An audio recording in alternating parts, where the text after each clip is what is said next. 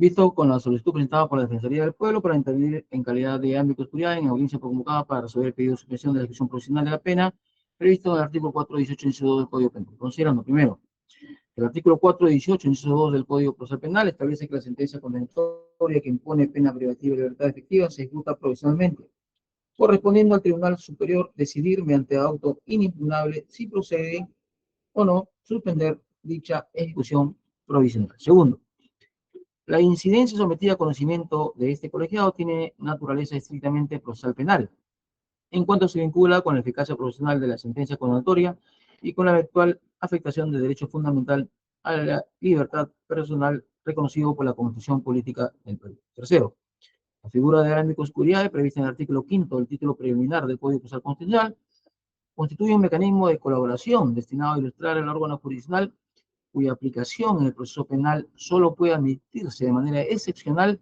siempre que resulte compatible con su estructura procesal y con los principios que la rigen. Cuarto, la Defensoría del Pueblo, conforme lo puesto en los artículos 161 y 162 de la Constitución Política del Estado, así como los artículos 17 de la Ley Orgánica de la Defensoría del Pueblo, Ley 26520, constituye un organismo constitucional autónomo encargado de la defensa de los derechos constitucionales y fundamentales de la persona, lo que le otorga legitimidad institucional para formular opiniones jurídicas en asuntos en los que pueden encontrarse comprometidos derechos de relevancia constitucional.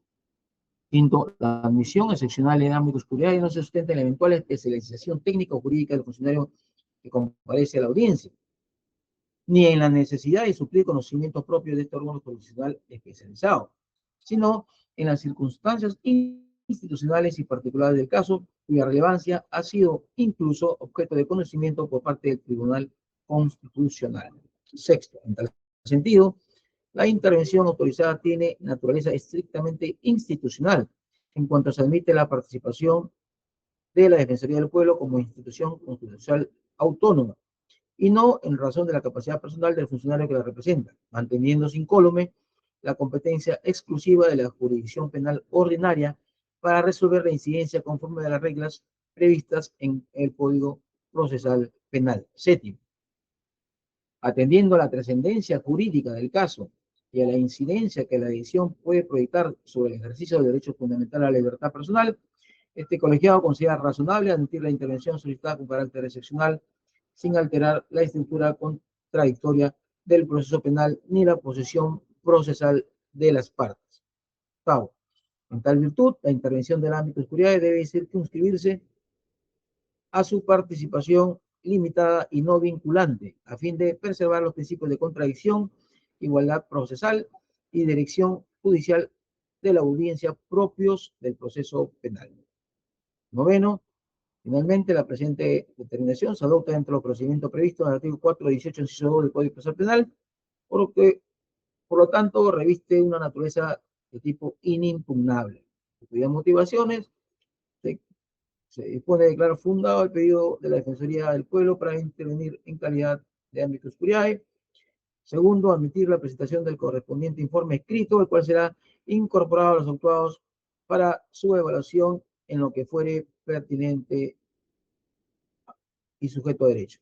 Tercero, admitir excepcionalmente la intervención oral del amicus curiae por el término máximo de 5 minutos, debiendo circunscribirse estrictamente a la exposición jurídica e institucional vinculada con la materia sometida a debate, sin perjuicio de que pueda presentar también informe por escrito hasta un máximo de tercer día de terminada la vista. Cuarto, expresar que dicha intervención no se le confiere condición de parte procesal ni lo habilita para formular incidencias o recursos. Quinto, establecer que la presente resolución tiene carácter de auto inimpugnable conforme al expuesto en el artículo 418, inciso 2 del Código Procesal Penal. Bien, señores, señor presidente, sujetos procesales, se ha dado cumplimiento a la decisión. Bien, continuamos entonces con la audiencia. Vamos a aclarar y establecer las presentes reglas de la misma. Se va a otorgar el término de 10 minutos a cada uno de los señores abogados y luego una segunda etapa de réplica y dúplica de 5 minutos extras. Terminada esta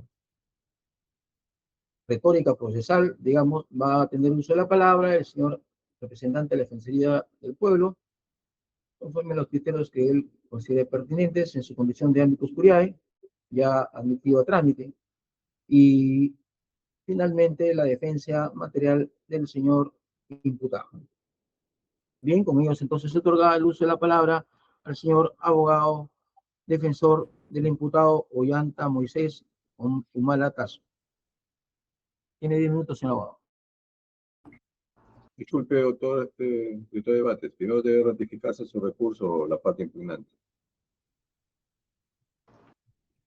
No copié, presidente. Que primero debe reafirmarse su recurso impugnatorio a la parte Ok, impugnante. Señor abogado de la defensa técnica de la parte impugnante, ¿se ratifica en su contenido sus agravios y pretensión? Sí, señor director de debate, señores jueces, nos ratificamos. Bien, con ello queda autorizado para expresar su agravio. Escuchamos todo.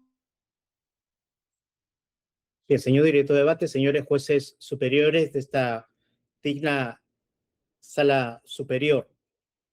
Voy a sustentar las razones por las cuales nuestra pretensión consiste en que se declare fundada la solicitud de suspensión de la ejecución provisional de la pena en el presente caso, para lo cual haré un breve resumen, muy breve, de los antecedentes del caso y la razón esencial que motiva este pedido. A manera de antecedentes y de línea de tiempo de los últimos acontecimientos procesales en esta causa. 15 de abril se dispone el adelanto de fallo por el órgano colegiado sentenciador de primera instancia. En dicha fecha se ejecuta por mandato del colegiado la pena efectiva, sin mayor explicación y sin mayor sustento, que el adelantamiento oral. A continuación, 29 de abril, también año pasado, 2025, se realiza lectura íntegra del fallo, pero no se notifica el texto se notifica por escrito y a los domicilios procesales recién el sábado 2 de mayo del año pasado. Finalmente, tener presente que el 1 de septiembre del presente año, este colegiado, pero con una conformación distinta porque no se encontraba el magistrado Córdoba, sino el magistrado Medina integrando el presente colegiado, 1 de septiembre, este colegiado declaró infundada una primera solicitud de suspensión de la ejecución provisional de la pena. A continuación, 2 de octubre, el Tribunal Constitucional dicta su sentencia de fondo en el expediente 2109-2124, declarando fundada la acción de habeas corpus del referido caso seguido contra la señora Fujimori Iguchi. Y luego el 23 de diciembre, la Corte Suprema, Sala Penal Permanente de la Corte Suprema, resuelve el fondo de la casación 3734-2024, declarando también fundada la excepción de improcedencia de acción. Esos son los datos que planteamos como antecedentes. Nosotros venimos a plantear una segunda pretensión, una segunda solicitud de suspensión y liminarmente sostenemos que esta segunda petición no está prohibida por la ley y por el contrario, surge la propia naturaleza de ser esta institución excepcional, es cierto, pero su naturaleza contracautelar sujeta a los presupuestos, entre otros, de variabilidad. Entonces, si varían las condiciones y los presupuestos y además las circunstancias del caso, evidentemente tenemos abierta la posibilidad de presentar una segunda petición, cosa que, por cierto, además la ley no prohíbe. Entrando entonces a los fundamentos específicos de nuestra causa. Como es sabido, la suspensión de la ejecución provisional de la pena, según 418.2 y el 402.2, que hay que leer y aplicar de manera sistemática, conjunta, se basa en 2 grandes pilares. Primero, la gravedad o naturaleza del hecho, objeto de sentencia, y copulativamente la existencia de peligro de fuga. Son 2 estos fundamentos los que pueden excepcionalmente motivar que una pena que se ha ejecutado de manera efectiva se suspenda. Nosotros, señores magistrados, consideramos y planteamos lo siguiente. El Tribunal Constitucional en el caso 2109.24, dictado el 2 de octubre, es decir, con posterioridad al fallo anterior de este colegiado que denegó el pedido, ha fijado un criterio y una sentencia fundamental en la que, sobre la base de analizar hechos análogos, hechos que tienen la misma configuración fáctica y además jurídica, específicamente aportes a campaña electoral imputados como supuesto de lavado de activos, pues el Tribunal Constitucional ha definido 4 cosas esenciales. Primero, que los aportes a campaña no tienen o no pueden configurarse como lavado de activos y por lo tanto no tienen relevancia penal. Segundo, el acto de recibir aportes antes de noviembre del 2016 no podían ser tampoco configurados o imputados como tipo penal de lavado de activos. En tercer lugar, la condición para que hasta antes de noviembre del 2016 un hecho pueda configurarse como lavado de activos era que exista el elemento reintegración. Si el activo no regresaba, no retornaba a su fuente de generación, no hay lavado de activos y eso lo establece el Tribunal Constitucional como un hecho, como un dato, como un criterio jurídico aplicable a todo hecho sucedido antes del 2016 en que se modifica la norma. Y finalmente dice que el delito de financiación ilícita de campañas electorales se incorpora recién en agosto del 2019, por lo tanto, recién a partir de esa fecha podía calificarse aportes como hecho penalmente ilícito. Eso dice el Tribunal Constitucional.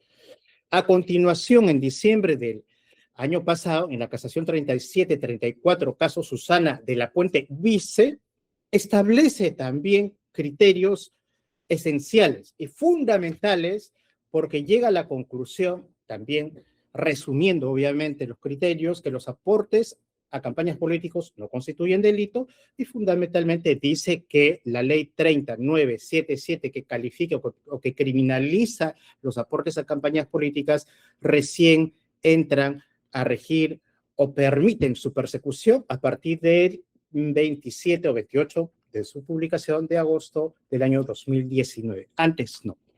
Entonces, nuestra pretensión basa en lo siguiente, señores magistrados. Se ha modificado las circunstancias que fundaron en su momento haber dispuesto la ejecución provisional de esta sentencia. Nosotros sostenemos, señores magistrados, que es inevitable para considerar, para establecer naturaleza y gravedad del hecho como presupuesto establecido en el 418 del Código Procesal Penal, hacer una referencia y vincular el hecho y la imputación, repito, al concepto de gravedad, a las circunstancias jurídicas según las cuales al día de hoy, por mandato del Tribunal Constitucional y de la Corte Suprema, estos hechos ya no tienen relevancia penal.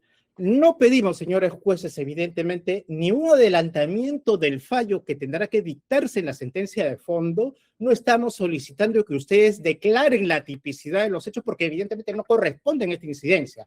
Lo que decimos es que inevitablemente la existencia de estos dos pronunciamientos de la más alta instancia constitucional y de la justicia ordinaria impactan, modifican el juicio de valor referido a la gravedad del hecho punible.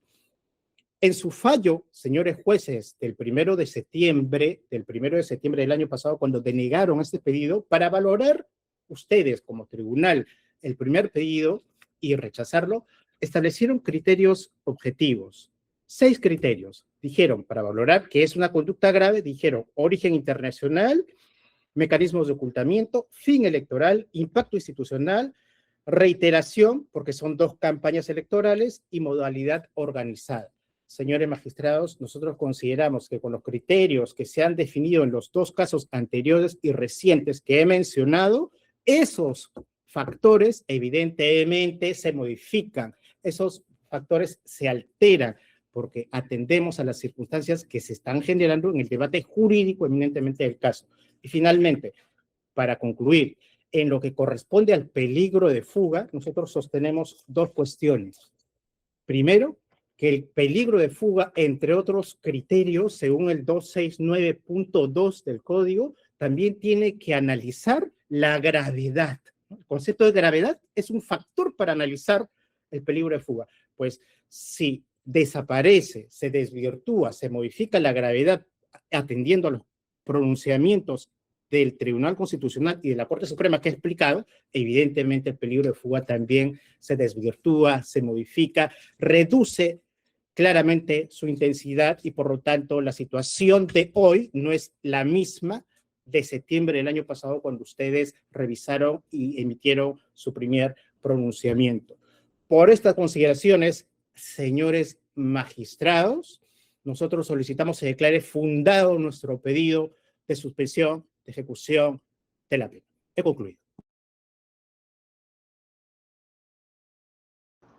Bien, de igual forma, tiene uso de la palabra el doctor Mendoza.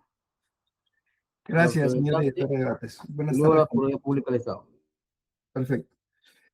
Señores jueces superiores, conforme al inciso 1 del artículo 418 del Código Procesal Penal, se solicita nuevamente suspensión de ejecución provisional de la condena durante el trámite de la apelación de la sentencia de fecha 29 de abril del año 2025, que fue emitida entonces por el Tercer Juzgado Penal Colegiado Nacional, que condenó, entre otros, a Ollanta Moisés Humala Tazo como coautor de 2 hechos calificados como lavado de activos agravado, y le impuso 15 años de pena privativa de libertad con el carácter de efectiva y de ejecución inmediata.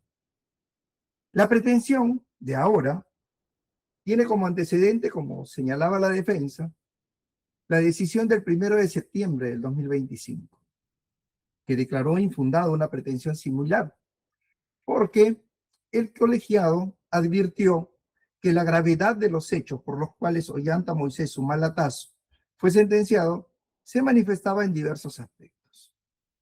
Primero, el origen internacional de los fondos ilícitos que habrían provenido de estados extranjeros, de Venezuela y Brasil, bajo esquema de corrupción transnacional. Segundo, los mecanismos de aportes y falsos aportantes. Tercero, la finalidad electoral, que comprometía seriamente la transparencia y legitimidad de 2 procesos democráticos. Cuarto, el impacto institucional, que generaría la alegada injerencia de capitales ilícitos en campañas presidenciales, afectando la confianza ciudadana en las instituciones. Quinto, la reiteración del patrón delictivo en 2 campañas sucesivas, el 2006 y 2011, lo que reflejaría una persistencia en la práctica ilícita y un aumento en el reproche penal.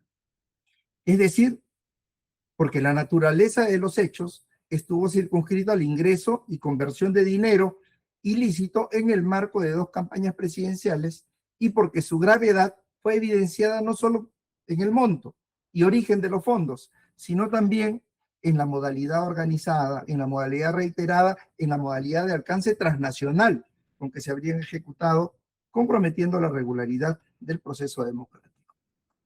En cuanto al peligro de fuga, aquella decisión precisó que aunque Ollanta Moisés Humala Tazo acreditó domicilio en el Perú, carecía de arraigo familiar en este lugar, pues sus hijas mayores residen en el extranjero, mientras que su hijo menor y su cónyuge residen en Brasil, donde esta última obtuvo asilo político, lo cual genera que no tenga un núcleo familiar que lo vincule de manera estable al país y debilita, obviamente, el arraigo, ya que contar con domicilio no resulta suficiente si no residen allí los que conforman su núcleo familiar.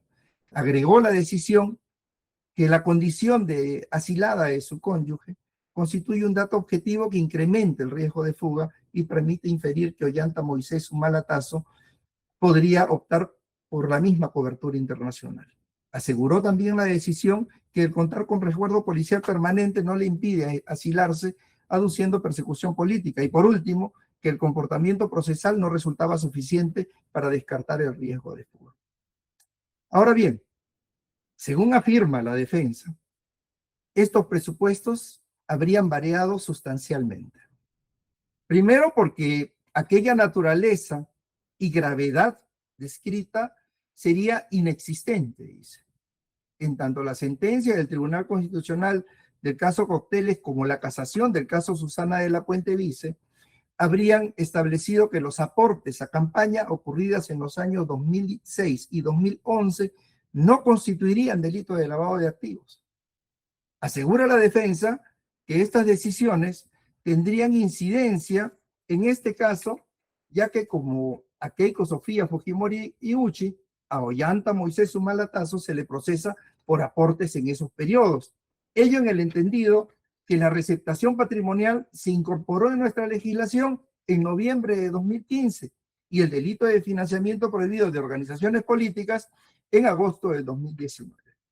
Por tanto, sostiene la defensa, existiría violación a los principios de legalidad y a los principios de tipicidad.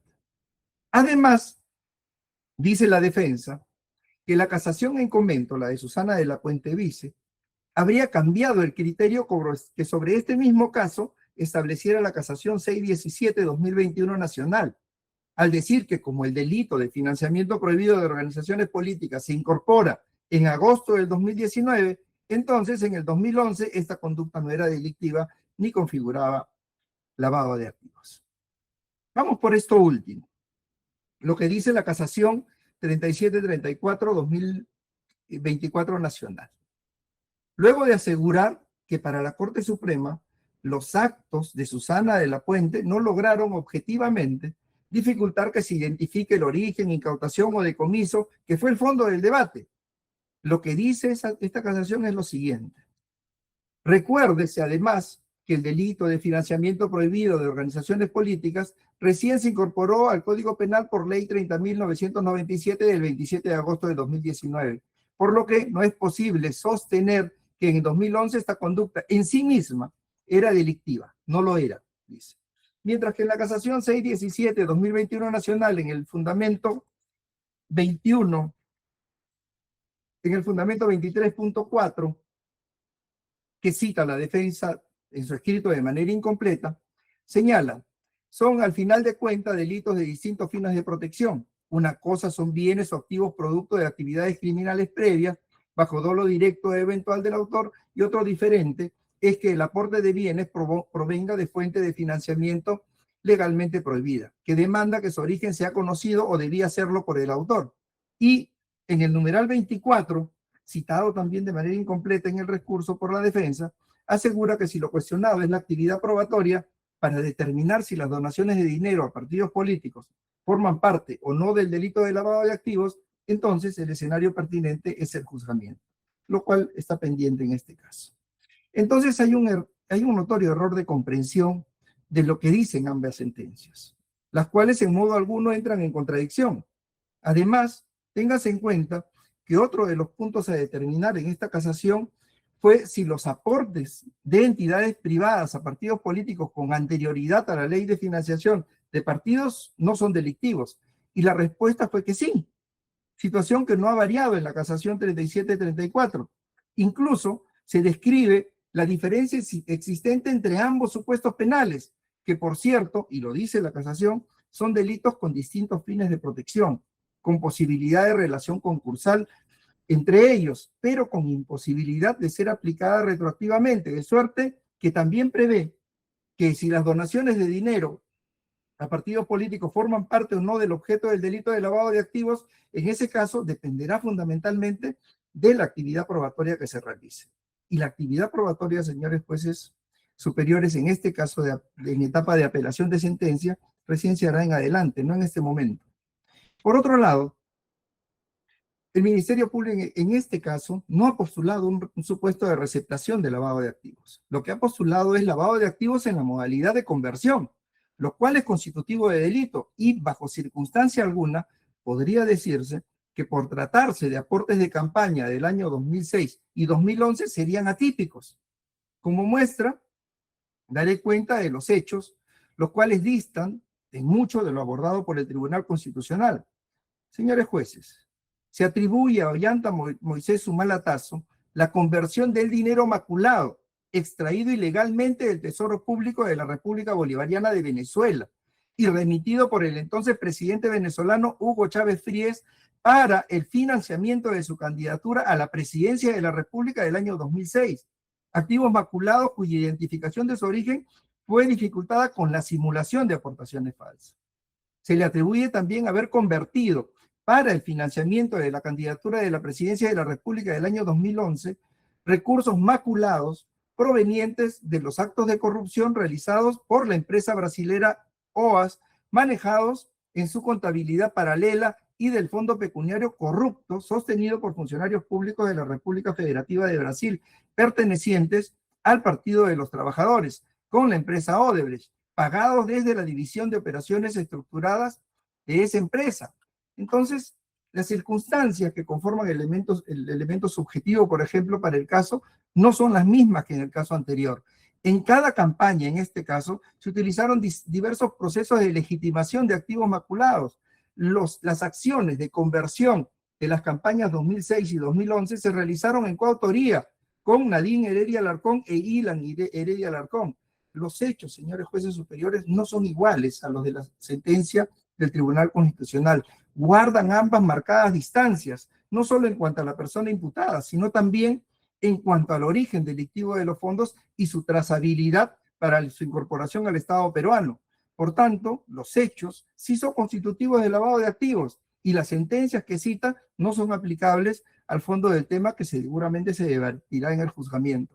Por otro lado, asegura la defensa que verificaría la inexistencia de un peligro de fuga, porque según la resolución y cito una resolución del 28 de octubre del 2024 del expediente 33-2017-31, que expide la tercera sala penal de apelaciones, que presentarse al adelanto de fallo reduce al mínimo el peligro de procesal. Decisión que no solo es anterior a la sentencia y al primer pedido de suspensión, sino que dista de las condiciones evaluadas por el colegiado que ordenó el cumplimiento anticipado, lo cual es también extensivo al hecho que no tenga antecedentes penales como la pretendida inconstitucionalidad de la ejecución del fallo. En atención al expuesto, el encarcelamiento anticipado se encuentra justificado. No han variado las circunstancias como lo propone la defensa y ello evita el riesgo procesal de fuga, que no encuentra otra forma de poder ser razonablemente neutralizada ante la carencia de argumentos que en este momento propone la defensa. Pedimos, señores jueces superiores, que se declare infundado el pedido formulado por la defensa por las razones que hemos expuesto. Bien, vamos a tomar uso de la palabra. No obstante, como recomendación para los sujetos procesales, estamos ante un pedido a que se cuente el 418, inciso 2 del Código Procesal Penal. No confundamos la naturaleza misma del pedido. No estamos ante un cese, ante una variación de medida cautelar. No sea que el colegiado haciendo heraldo procesal venga a ser eliminado ante una eventual recusación. Así que, por favor, se solicita que los sujetos procesales se centren en ese pedido. Bien, tiene uso de la palabra la doctora Trujillo. Muchas gracias, señor presidente. Efectivamente, nosotros estamos como parte, si bien vamos a intervenir muy puntualmente respecto, conforme hemos sustentado nuestra oposición a este requerimiento en lo que incide a al pedido de solicitud de suspensión de la ejecución provisional de la pena, no solicitada por la defensa del sentenciado Ollanta Humala-Tasso. Señor presidente, justo hemos escuchado a la defensa que hacía la invocación del artículo 118, inciso 2, que textualmente voy a ser muy sutil y muy puntual en leer. Señala que si se trata de una sentencia condenatoria que imponga una pena privativa de la libertad, este extremo se ejecutará provisionalmente. En todo caso, el Tribunal Superior en cualquier estado del procedimiento recursal decidirá mediante auto impugnable atendiendo las circunstancias del caso si la ejecución provisional de la sentencia debe suspenderse. Esta norma tiene relación y coherencia con lo regulado en el inciso 1 del artículo 402, como bien lo ha dicho la defensa.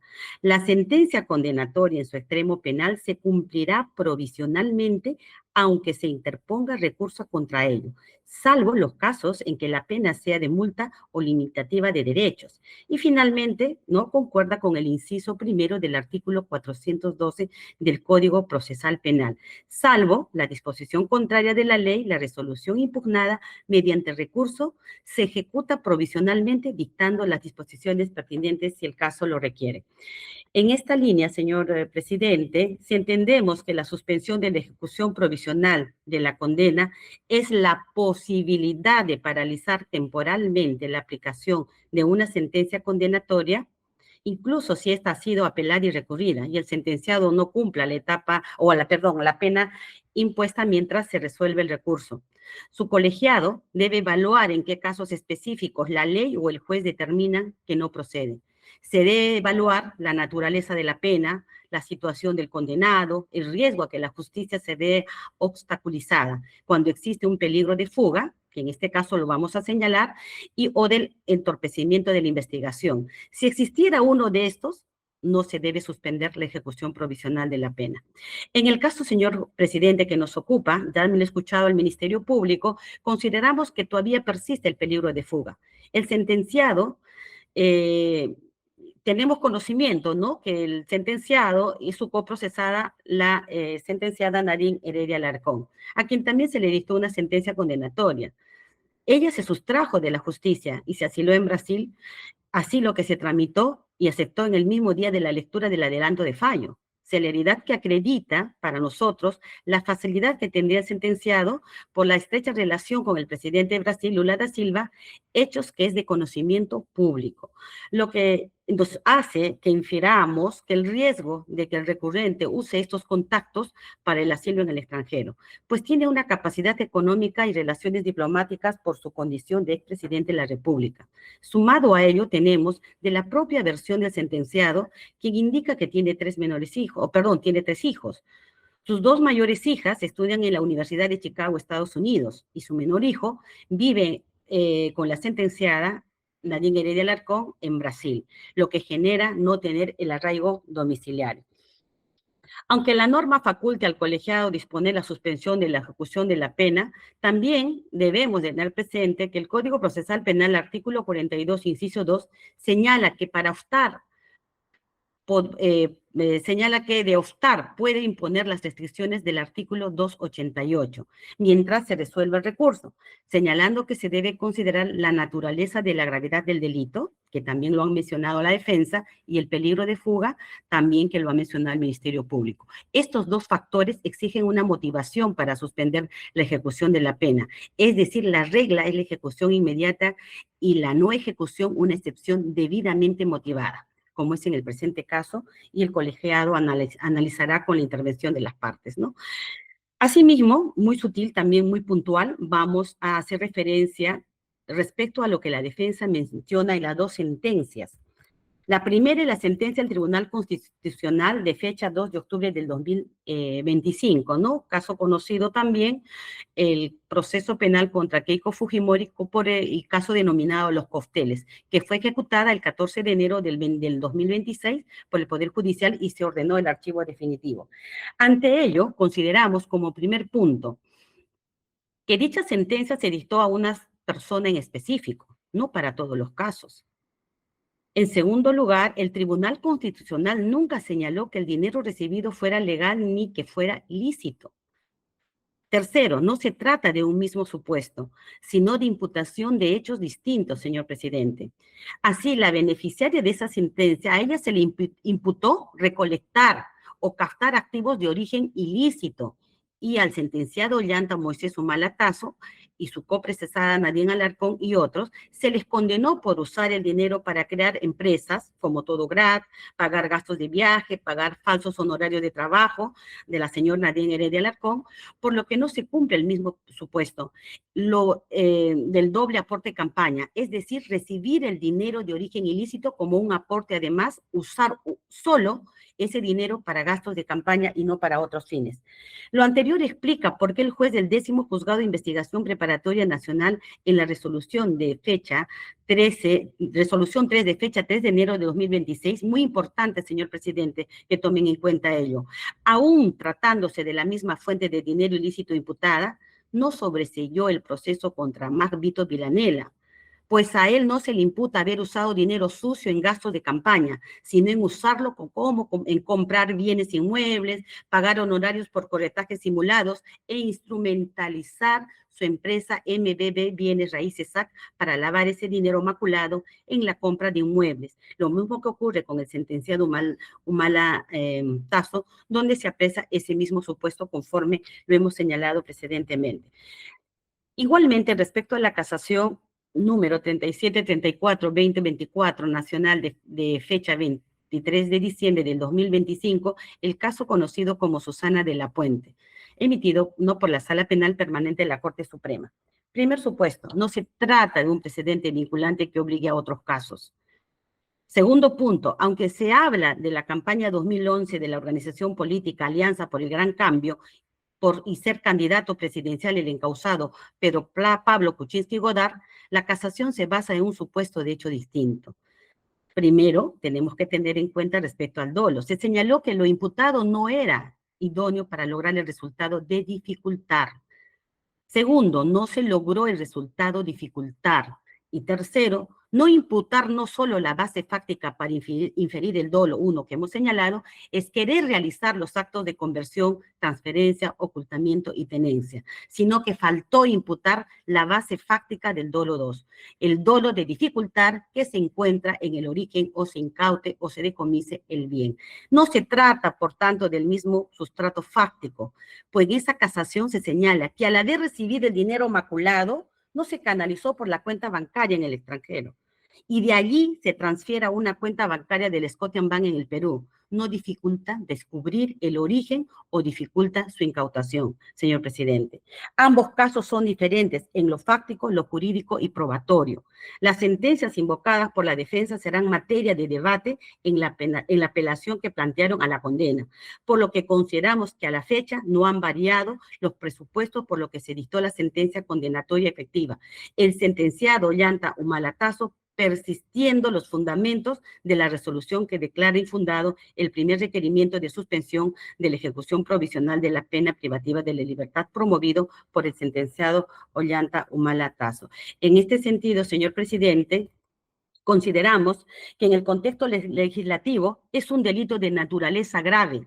En este caso no es posible ingresar a evaluar el contenido de la decisión, solo considerar la gravedad del delito, solo podemos hacer descripciones del hecho y cierta descripción de la sentencia. Entonces, dado que el delito por el cual se ha condenado al recurrente es grave, por consiguiente, se ha determinado la naturaleza y la gravedad de los hechos. Siendo ello así, finalmente, se tiene que de su requerimiento no se advierte alguna modificación o circunstancias que habilitaría la provisionalidad de la ejecución de la condena efectiva impuesta. En cuanto a la peligrosidad, subsisten los argumentos ya desarrollados en la sentencia en el fundamento 228 de la sentencia condenatoria que hago referencia.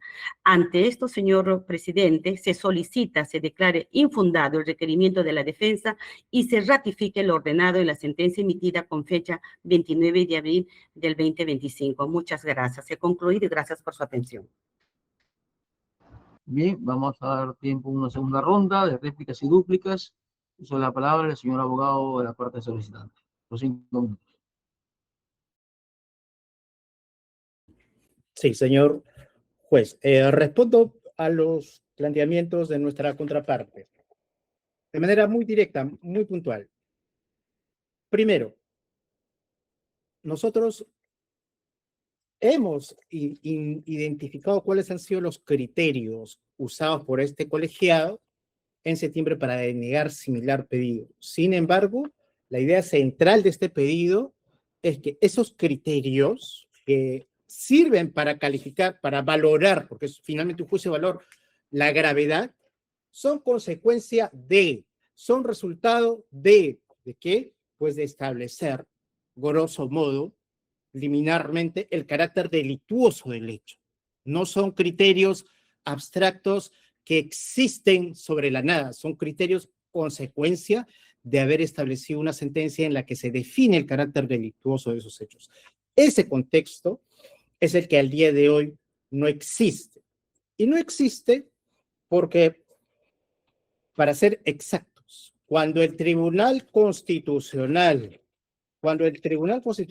resuelve en el caso 2109-24, sentencia de octubre del año pasado, se pronuncia sobre 6 aspectos que son la esencia de la discusión en este caso. Y por supuesto sí son aplicables. Son no solo homólogos, son idénticos. Habla de aportes a campaña electoral en ambos casos. Se trata de aportes supuestamente ilícitos provenientes de empresas o de países extranjeros. Exactamente el mismo supuesto fáctico. Por si fuera poco, la misma empresa que supuestamente generó ese activo ilícito, Odebrecht. ¿Qué duda cabe cuando se habla de modalidad? Se habla de dificultar, por supuesto, porque la imputación en ambos casos es lo que se denomina pitufeo, o dicho en sentido técnico, el smartphone. Presente en ambos casos como datos fácticos, como imputación. Aportantes simulados, presentes en ambos casos. Y por si fuera poco, todo ello en el ejercicio de la actividad de un partido político. Solo que en uno, partido político de la orientación del Partido Nacionalista, y en el otro, el partido político Fuerza Popular. Pero en ese contexto, por lo tanto, por supuesto que hay una relación de homogeneidad fáctica clarísima, indiscutible. Ahora bien, sí es fundamental, señor magistrado, tener presente que a lo alegado antes, el tema del peligro de fuga no solamente queda impactado, queda desvirtuado, se reduce su intensidad por lo que antes hemos explicado, sino por algunos otros hechos que también han sucedido en este último tramo del caso. Producto de estas decisiones, el señor Ollanta Humala Tasso, mi patrocinador, es la única persona detenida y con mandato de prisión, y en este caso de pena efectiva, por aportes a campaña política. El señor Ollanta Humala Tasso es al día de hoy el único político que se puso a derecho desde el primer momento con la prisión preventiva. Hoy que hay varios políticos, inclusive candidatos a la presidencia desde la clandestinidad, pues el mejor ejemplo de un ciudadano que respeta los mandatos a pesar de ser inconstitucionales fue el expresidente Humala, que lo hizo cuando acató el mandato de prisión sin ningún reparo, pese a que después de meses el Tribunal Constitucional lo revocó y declaró inconstitucional. Finalmente, también es necesario saber que en noviembre del año 26 de noviembre, y lo hemos presentado como otro dato relevante, en un fallo de habeas corpus de la primera sala constitucional, se ha establecido que esa ejecución, la decisión de disponer la ejecución inmediata, un 15 de abril, fue inconstitucional. Decisión de la justicia constitucional. ¿Cómo esos elementos, que evidentemente ustedes no lo conocían en septiembre porque han sucedido después, no van a tener incidencia al analizar las circunstancias del caso?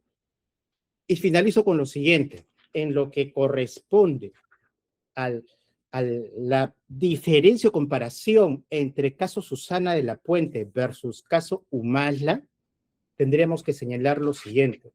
El tema central, y está mencionado en el fundamento cuarto de la casación 3734, caso Susana de la Puente, es establecer lo que dice la Corte Suprema. No es posible sostener que el 2011, año en que se produce caso Susana de la Puente, caso Partido Nacionalista y Fuerza Popular, los 3 casos, no es posible sostener que esta conducta en sí misma era delictivo. Punto seguido, no lo era, es la conclusión de la Corte Suprema. Por eso nosotros sostenemos que finalmente la Corte Suprema ha modificado su criterio. El año 22, cuando se trata del señor Ollanta Humala Tasso, le dice, no hay posibilidad de declarar la tipicidad pero luego el 25, cuando se trata de la señora Susana de la Puente Vice, allí sí, ¿no? Una mayor reflexión y a buena hora. Bienvenida sea una mejor reflexión para modificar el criterio y establecer esta conclusión, la tipicidad. Pero insisto, señores magistrados, y con esto termino. No estamos acá para que ustedes, ni es parte de nuestra pretensión, que ustedes ni adelanten su criterio, ni entremos a analizar si estamos en un debate de juicio de subsunción. Lo único que pedimos es que esos datos periféricos generados desde octubre hasta el día de hoy en el contexto sean analizados bajo el concepto de circunstancias del hecho y de la modificación de los presupuestos que establecieron en su momento que hay una conducta grave. He concluido. Bien, señor representante del Ministerio Público, tiene usted la palabra, por el mismo plazo. Las circunstancias del hecho, señor, no han variado entre octubre y esta fecha. No han tenido variación. Siguen siendo los mismos. La gravedad de los hechos sigue siendo la misma. Lo que pretende la defensa, aunque dice al final que ustedes no emitan un pronunciamiento en contrario o que no emitan un pronunciamiento anticipado, es precisamente eso, que ustedes ingresen a analizar los hechos, las circunstancias y digan si en efecto lo que dice la sentencia es lo mismo que es aplicable al caso Humalatazo, cuando en verdad eso no es así. Son hechos que distan totalmente, con actores diferentes, con circunstancias distintas. Son totalmente distintos. La defensa asegura que el caso, por ejemplo, Susana de la Puente Vice, allí se habla de atipicidad de los hechos. Falso. No lo dice, no lo señala en ninguna parte. No lo dice. Y hay que tener una buena lectura de lo que dice es aquella resolución. Solo para terminar, la defensa cita el caso del pitufeo y dice que esos hechos ya el Tribunal Constitucional ha señalado que no son típicos de un delito de lavado de activos. Y esto es serio, esto es grave, porque en el ámbito internacional, el Grupo de Acción Financiera de Latinoamérica, el GAFILAT, entiende que el pitufeo es una tipología de lavado de activos. Entonces hay que tener cuidado con aquella afirmación. Finalmente, señores, en cuanto al riesgo de fuga, no ha ocurrido hasta el momento ninguna circunstancia que haga variar lo que este colegiado señaló en el mes de septiembre pasado. Solo eso, señores, y ratificamos nuestro pedido de que se declare infundado el pedido. Bien, Procuraduría Pública, doctora Trujillo. Ninguna aclaración, ya lo ha hecho el Ministerio Público, gracias. Bien, por parte del colegiado, ¿alguna pregunta? Doctor Soloburen, doctor Mosqueira. Sin pregunta, doctor. Bien, doctor Mosqueira. Doctor, creo que íbamos a escuchar al representante de la Defensoría. ¿O vamos a No, hacer al final, al final. Ah, es al final. Sí. ¿Alguna pregunta, doctor Mosqueira? ¿A Sí, los sujetos? sí, un par de preguntas. En efecto, como lo ha referido, lo ha resumido bien la defensa técnica, esta sala ya tiene un pronunciamiento, ¿verdad? Ya tiene un pronunciamiento en septiembre, ¿no? Y posteriormente, en efecto, hay dos sentencias a las que ha hecho alusión la defensa y que modificarían, en todo caso, las circunstancias de esa decisión. Básicamente, para la defensa señala que se trata efectivamente de casos similares, ¿no? Pero yo advierto que en el caso del señor Ollantumala, a diferencia del caso Keiko Fujimori, en el caso del señor Ollantumala, el señor sí llega a la presidencia, ¿no es cierto? Llega a la presidencia el señor, entonces este tema de la reintegración o el retorno sí se daría. Respecto a eso, doctor Goyena, solamente para aclarar. Sí, de manera muy puntual sobre el punto. Explico lo siguiente.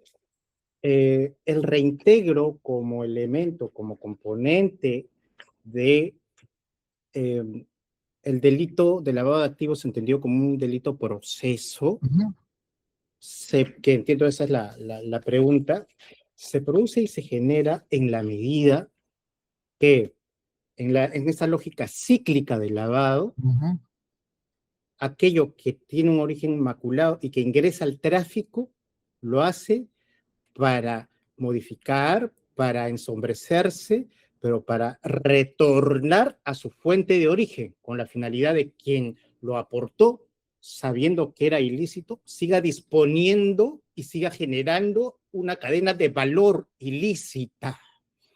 En el presente caso, ese hecho no ha sucedido y no se define la reintegración porque el candidato haya llegado o no a ganar las elecciones, sino porque ese activo jamás, según la imputación, jamás se ha establecido que el dinero de la caja 2 o el dinero de Venezuela haya retornado a la caja 2 de la empresa o al erario del Estado venezolano para seguir generando cadena de valor ilícita. Y ese es el punto al que se refiere la sentencia del Tribunal Constitucional en su fundamento 57 y siguientes, cuando establece que si no hay reintegración, no hay lavado de activos. Bien, sobre la pregunta, si tiene algo que aclarar el Ministerio de Públicos. No, señor. Bien, Ah, qué claro. bien. Doctor Córdoba, no tengo más preguntas. Bien, no habiendo más preguntas, vamos a otorgar uso de la palabra por el término de 5 minutos al señor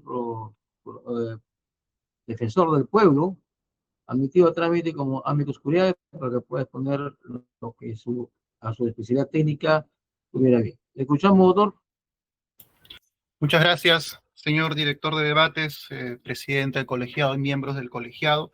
Mi nombre es Pablo César Palomino Acuña, adjunto para la seguridad ciudadana, seguridad nacional y lucha contra las drogas de la Defensoría del Pueblo, designado mediante resolución administrativa 49/2025 del año de DAP de la primera adjuntía, domiciliado en Girón Ucayali 394 y con casilla E15670. Nosotros acudimos justamente en la figura de amicus curiae que ha sido admitida por su colegiado al amparo del artículo 162 de la Constitución y lo previsto en el artículo 17 de nuestra Ley Orgánica de la Defensoría del Pueblo, Ley 26520.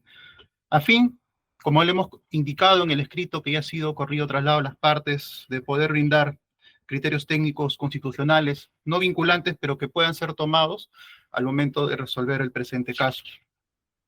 La presente solicitud de suspensión de ejecución provisional de la pena, Defensoría del Pueblo acude justamente ante la solicitud de la defensa técnica, de lo cual ha sido justamente evaluado este pedido y hemos brindado este escrito. Y lo hemos delimitado en 3 puntos, como ha sido justamente señalado en nuestro escrito. En el punto 3, la delimitación del caso. Los presupuestos de la suspensión de la ejecución provisional, la ejecución inmediata de la pena privativa de la libertad y la atipicidad de la conducta relacionada a las circunstancias del caso que prevé el artículo 418, inciso 2, que ya han señalado aquí las personas ponentes. Como Defensoría del Pueblo, primero advertimos, en cuanto a una delimitación del adelanto del fallo y la lectura integral de la sentencia, una afectación al derecho a la libertad individual en cuanto a que no se supera el estándar constitucional y lo regulado en la Constitución en cuanto a la exigencia de mandamiento escrito y motivado del juez, que está previsto en el artículo 224F.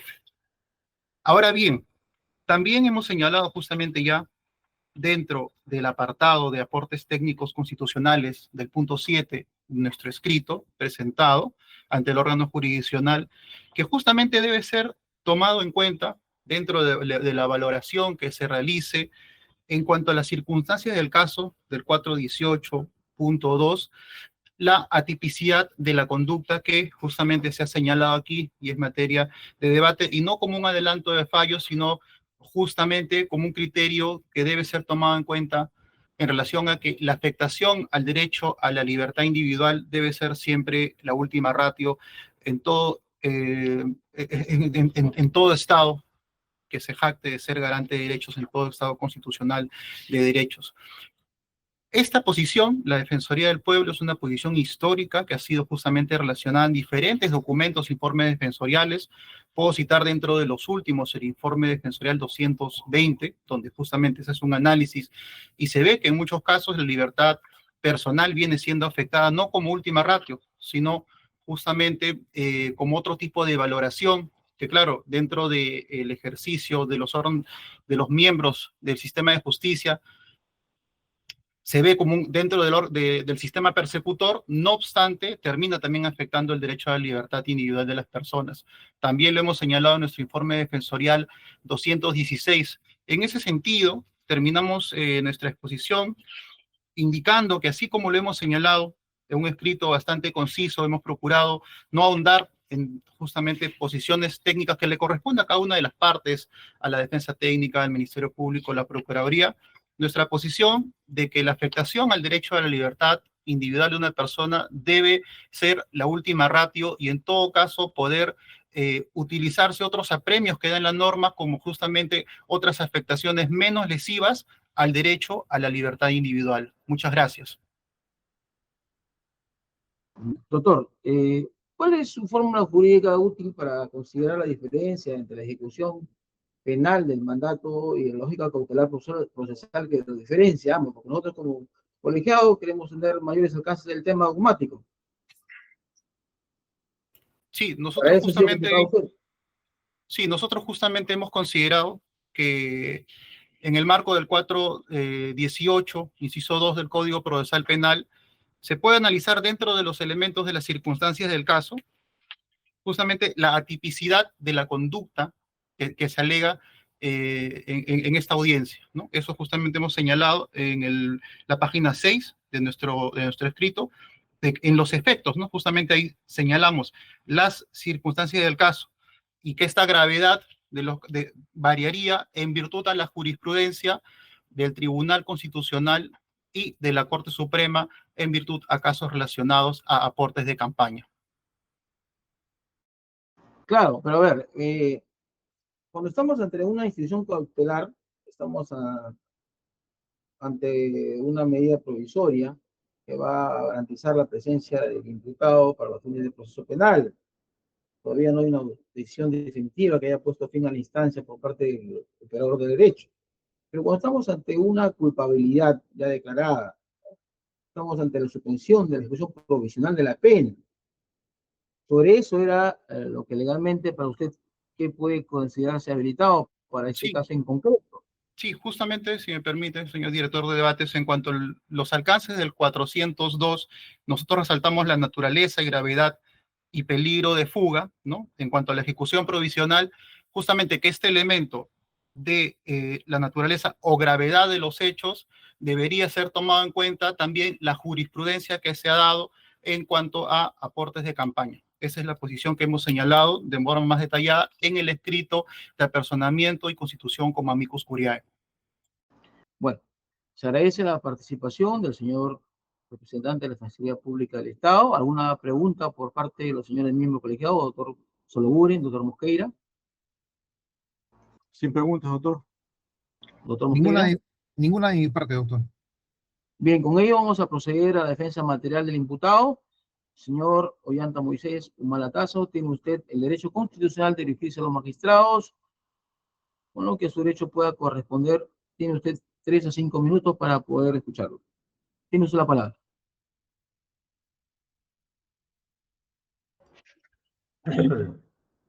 Señores, buenos días. ¿Me escuchan?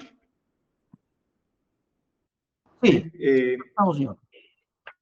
Trataré de hacer básicamente una reflexión de unos pocos minutos porque en esta audiencia se han dicho muchas cosas, ¿no? Hay temas de forma y temas de fondo. Incluso hay una pregunta a un señor magistrado. Muy bien, empezaré por los temas de forma nada más. Primero, en el tema de la Procuraduría, la señora Procuradora, que continúa haciendo el rol de fiscal, porque de acuerdo a la Constitución, la función de la Procuraduría es velar por los intereses del Estado y la persecución del delito es del Ministerio Público, pero da la impresión que la Procuradora está haciendo la función del Ministerio Público también. En este caso, al hacer esta defensa, la Procuraduría no le da una comprensión íntegra al artículo 402 y solo se queda en el inciso 1, pero no en el inciso 2. Por lo que les dice a ustedes de que ustedes no pueden variar la ejecución provisional de la pena porque si no se van contra el inciso 1 del 402, saltándose entonces el inciso 2 del 402 y me parece que el artículo 124 y el 418. No soy abogado, así que de una lectura rápida me doy cuenta de que hay una contradicción en la argumentación de la Procuraduría. En segundo lugar, tanto la Procuraduría como el Ministerio Público mezclan acá el pedido concreto, formal que ha hecho mi defensa, que es variar la medida en la cual me encuentro yo en este momento, con el tema propio ya de la segunda instancia, que será el tema probatorio. Entonces están hablando, prácticamente abren el expediente, con la finalidad seguramente pues de impactar a la opinión pública, etcétera, etcétera, etcétera. Pero yo también, entonces, con ese criterio también podría abrir el expediente, pero no es materia de esta audiencia. Ahí hemos perdido un valioso tiempo, porque habría muchas cosas que decir de una sentencia que considero injusta, ¿no? Como un cachito les digo, por ejemplo, sobre la imputación de supuestamente haber recibido aportes de OAS, la sentencia no dice nada y me pone a mí en indefensión porque no tengo ni una absolución ni una condena por el componente OAS. Pero no quiero entrar yo al tema de fondo, que eso lo veremos en su momento. En el tema de fondo, porque me parece que el magistrado Mosqueira hizo una pregunta interesante, que viene a colación porque acá me preocupa que aún en estos momentos ni la Procuraduría ni el Ministerio Público tengan claro qué cosa es la resolución del Tribunal Constitucional de la señora Keiko Fujimori, referida a su caso, o la casación de la Corte Suprema, referido a la tesorera del Partido Peruano por el Cambio, de Pedro Pablo Kuczynski. Lo mismo pedí yo hace años, no me lo dieron. Que los aportes de campaña no son delito. Por un principio de especialidad, correspondía en esos años a la ley de partidos políticos, donde un aporte prohibido, que puede ser de gobiernos extranjeros, de empresas privadas, prohibido en general, constituía una falta administrativa y que la OMP velaba por ese tema. Pero no era un delito. Sin embargo, a mí no me lo dieron. Ha tenido que ser la señora Keiko Fujimori para que el Tribunal Constitucional le dé la razón.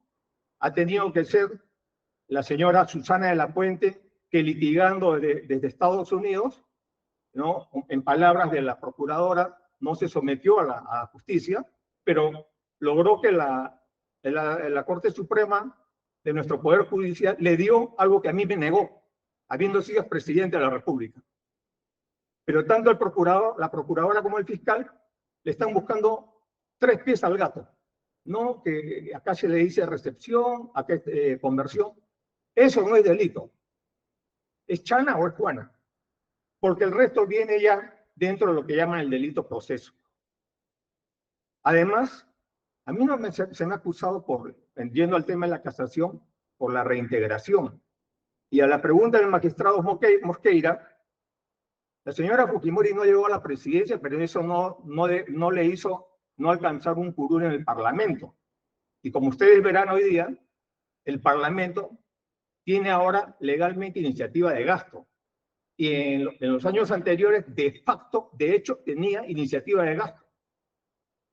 Esa pregunta es interesante, pero también es peligrosa, porque hace ver que todavía, como un fantasma en el Poder Judicial y en el Ministerio Público, deambula la teoría no escrita, no doctrinaria, no aceptada ni reconocida por el Estado peruano de la pre-coima. O sea, supuestamente, si yo recibí, cosa que no se aprobó en la primera instancia de juicio, si yo habría recibido en ese supuesto negado, yo habría correspondido con la pre-coima, dándole obras a la misma empresa, Odebrecht, OAS o alguna empresa venezolana que nunca ha dicho la fiscalía qué empresa o a quién les habría correspondido. Y como la señora Fujimori no llegó a la presidencia, no tuvo la suerte, no tuvo la oportunidad de corresponderle a la reintegración y por eso se salva ella. Eso, señores, hay que borrarlo del diccionario. Eso de precoima, eso de caso emblemático, que mucho se ha abusado en estas situaciones para presionar al Poder Judicial a que condene, así uno sea inocente. Entonces, quiero señalar estos temas, pero además también quiero hacer mención de que yo estoy ya casi 11 meses detenido acá y con un proceso de inicio envenenado. La justicia constitucional ya ha señalado de manera categórica que mi detención ha sido inconstitucional, ilegal, que no correspondía detener a alguien con un adelanto de sentencia. Más aún, cuando si bien mi abogado ha sido generoso y le ha dicho acá que el 29 de abril hubo la lectura integral de la sentencia. Pero es falso, tampoco hubo lectura integral. Fue en términos, a mi manera de ver, generosos, fue un segundo adelanto de sentencia. Porque al 2 de mayo, cuando firman recién la sentencia y el Código Procesal Penal está que para que sea una resolución de sentencia tiene que tener la firma de los jueces, recién la firmaron el 2 de mayo. Y ha sido modificada de lo que se leyó, le han agregado aproximadamente 25 párrafos. Y ahí está mi abogado Interconsulta que ha hecho el conteo, la investigación de más o menos 25 párrafos agregados a la sentencia, entre el 29 y el 2 de mayo. Entonces yo he estado acá, digamos, secuestrado por el Estado. Por un poder del Estado he estado secuestrado 18 días. Y de ahí lo han regularizado con una sentencia que no correspondía a lo que se leyó el 29. Claro, en la misma dirección condenatoria, claro. Pero habían colocado subtítulos cuando leyó la magistrada Naico Coronado y después le han agregado el cuerpo. Y de ahí estoy acá. Y ahora resulta que lo que el Tribunal Constitucional le da a la señora Keiko, donde le dice, no, el aporte de campaña no es delito. No puede ser delito de lavado de activos. La Corte Suprema en casación le da a la señora Susana de la Puente y le dice que los aportes de campaña no son delito de lavado de activos. Pongámoslo a partir del 2016, a partir del 2019, ya esos detalles los ha dicho mi abogado.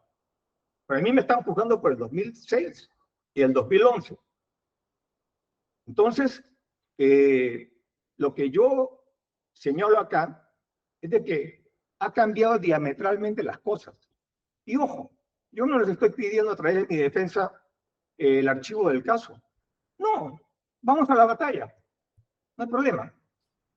No tengo la conciencia tranquila que voy a ser absuelto, porque no he cometido ningún delito. Solo les estoy pidiendo a ustedes que revisen mi situación jurídica actual, de estar detenido y ser el único político en el Perú que por este tema que involucra a casi todos los partidos, el APRA, el PPC, etcétera, en general, todos los partidos, porque en época de campaña tampoco quiero hacerles propaganda, soy el único que está acá. No sé si se puede decir piña, discriminado, no sé cómo le diría, cómo llamaría esto y cómo va a llamar la historia del país a esta situación que estoy viviendo. ¿No? Entonces lo que yo estoy pidiendo es eso, básicamente que me permitan llevar el proceso en libertad.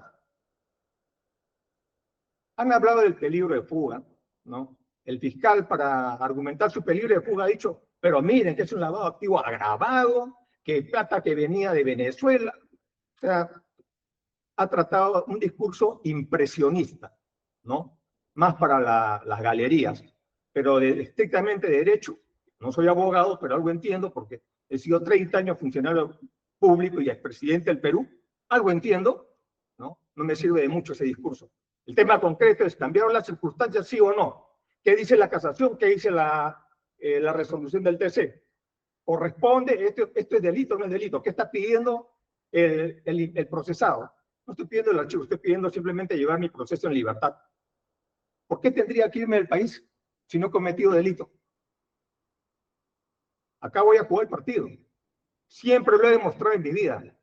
Cuando dice el levantamiento cívico-militar contra Fujimori, contra el dictador, la fiscalía, la justicia militar pidió 20 años para mí, por rebelión. Y yo mismo me presenté a la justicia militar. Jugó Fujimori, jugó Montesinos, Entró el presidente Pañagua y yo me presenté a la justicia militar. Le dictaron en el 2017 prisión preventiva. No esperé que me vengan a notificar, ya yo había visto por televisión y me di por notificado y con mi esposa hemos ido voluntariamente a ponernos a disposición de la justicia. Y ahora he hecho lo mismo. Ante un adelanto de sentencia, he estado presente. ¿Por qué cambiaría una ejecutoria de años de vida por un momento? ¿Por qué lo cambiaría? ¿Qué ganaría él? No sería ilógico. Ahora,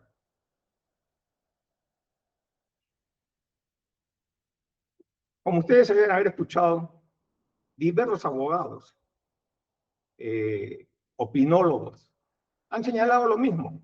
Nadie está defendiendo la tesis del fiscal que dice que no, que debe leer bien el doctor Espinosa Goyena, que no, parece que ha estado distraído y no ha leído bien la casación. Y que es serio, ¿no? Como que hay que mandarlo nuevamente al primer año de Facultad de Derecho al doctor Espinosa porque no lee, no sabe leer una casación. Ese es lo que le ha dicho básicamente mi abogado. Pero creo que es al revés.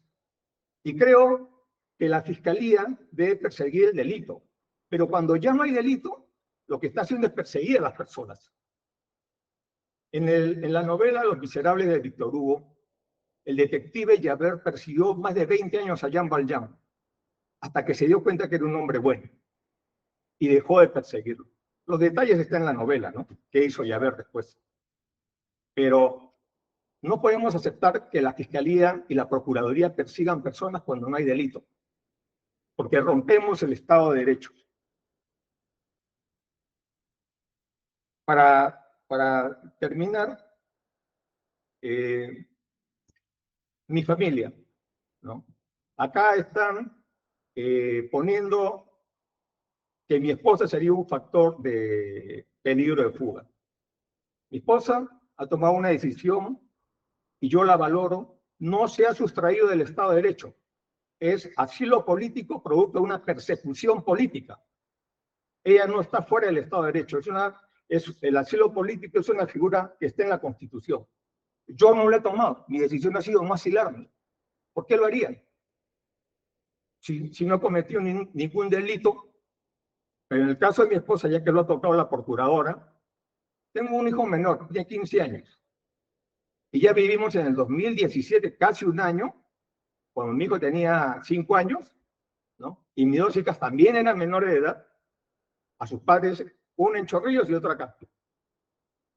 Eso no se merece un niño. Entonces, es una decisión totalmente humana, valiente, y que está dentro del Estado de Derecho. Es una figura jurídica.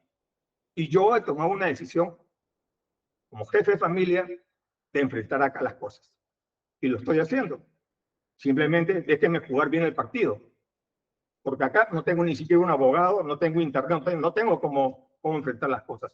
Y con lo que mencioné de la teoría de la precoima, tengo una serie de procesos abiertos por la propia Fiscalía, porque en esa teoría, todo proceso donde está Odebrecht o OAS, inmediatamente me involucran a mí. Centro de convenciones, gasoducto subperuano, Olmos, etcétera. Y todo es por acciones de función. En algunos es por haber presentado el anteproyecto de presupuesto general de la República al Congreso. Ese es el cargo en que me pone en una investigación. Entonces, para terminar, la gravedad, yendo al 402, la gravedad o la naturaleza, como lo ha dicho mi abogado, es un tema. Y el otro es el peligro de fuga. Si estuviéramos ante el peligro de que la pena, la condena ante eventual podría ser el fusilamiento, la silla eléctrica, comprendo pues que habría un peligro de fuga natural que aumentaría.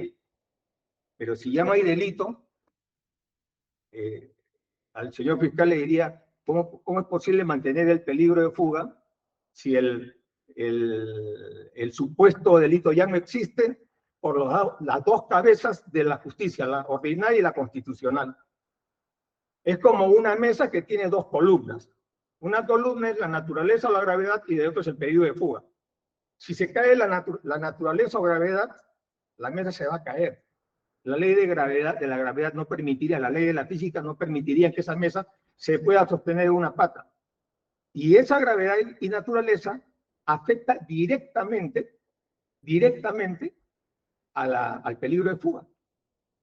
Entonces, la cosa es sencilla, ¿no? Si tengo razón en que hay nuevos elementos, nuevas circunstancias que han sucedido, que es la resolución del Tribunal Constitucional y la casación de la Suprema, señalan que el aporte de campaña, sea recepción, conversión y paréntesis, que yo recuerde, Julio César, y me corrige si estoy mintiendo, si no soy exacto, a mí me están acusando por conversión o por recepción. Creo que yo no tengo contratos, no tengo autografo, no tengo nada de esas cosas. Pero ahí, saliendo de eso, más allá de eso, el tema es sencillo. Si la casación de la Suprema y la resolución del TC señalan en el 2006 como en el 2011 los aportes de campaña que se categorizaban como prohibidos no son delitos por las razones que sea, me pregunto, ¿qué hago yo hoy día acá en Barbadillo? Cada día que paso acá, si yo tengo razón y tanto la Suprema como el Tribunal Constitucional señalan que esto no es delito, cada día que pase acá es una afrenta para el sistema de justicia del Perú. Muchas gracias. Bien, con ello se comunica a los señores justiciables que la resolución que recaiga en el presente procedimiento será oportunamente notificada a su casilla. Señor presidente, concluido, gracias. Muy buenas tardes con todos. Buenas tardes con todos. Siendo las 4:28, concluyo la audiencia. Muchas Buenas gracias. tardes. Buenas tardes.